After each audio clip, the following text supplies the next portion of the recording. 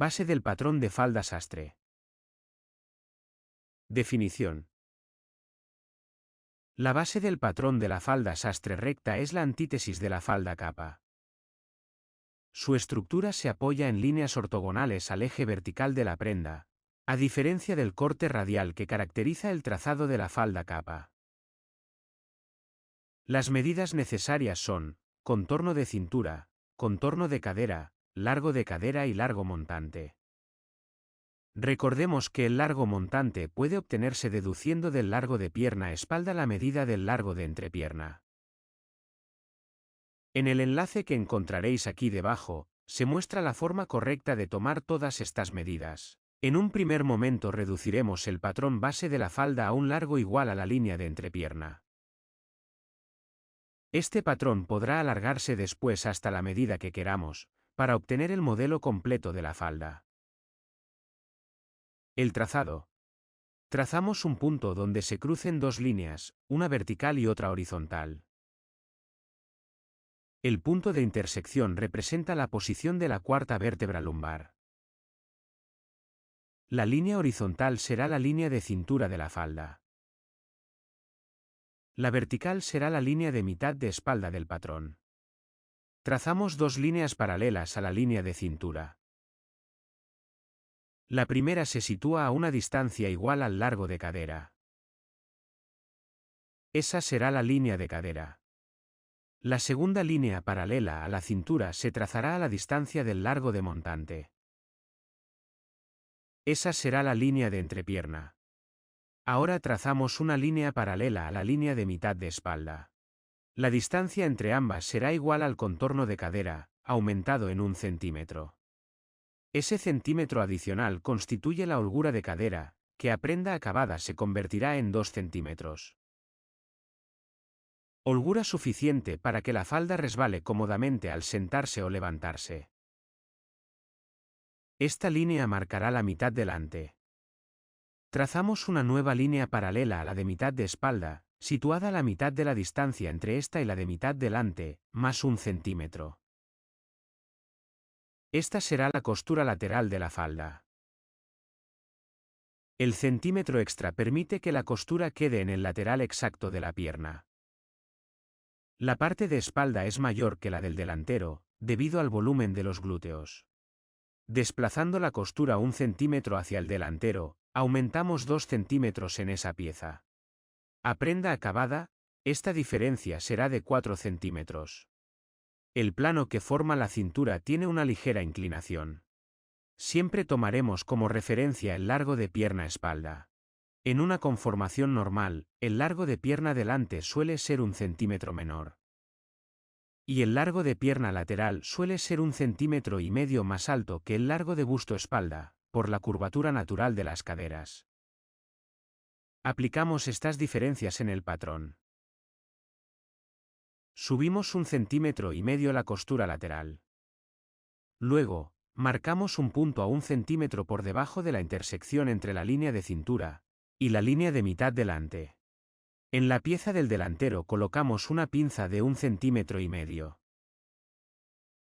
No busca reproducir el volumen del bajo abdomen, sino aportar holgura en esa zona.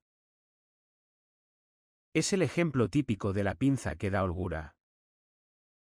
En la pieza de espalda aplicamos un entalle adaptado a cada morfología.